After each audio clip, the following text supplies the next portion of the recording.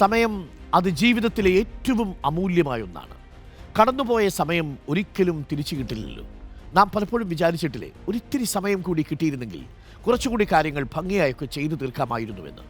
ശരിക്കും പറഞ്ഞാൽ സമയത്തിൻ്റെ കാര്യത്തിൽ നമ്മളെല്ലാവരും തുല്യരാണ്.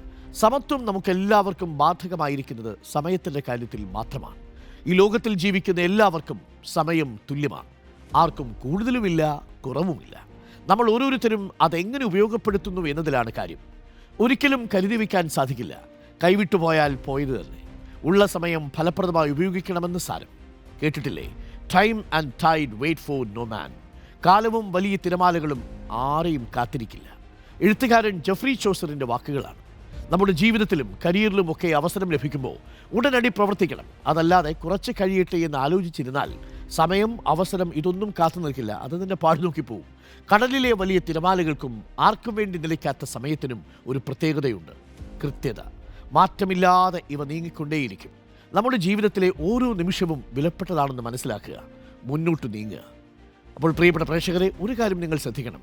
സമയത്തിന് നമ്മൾ കരുതുന്നത് പോലെ അത്ര വലിയ ഹൃദയവിശാലതയൊന്നുമില്ല. നമുക്ക് വേണ്ടി തങ്ങി നിൽക്കുന്നതല്ല സമയം. അപ്പോൾ സമയത്തിനനുസരിച്ച് ഓടിയില്ലെങ്കിൽ നിങ്ങൾ താഴെ വീഴും. സമയത്തിൻ്റെ വഴിക്ക് പോകും.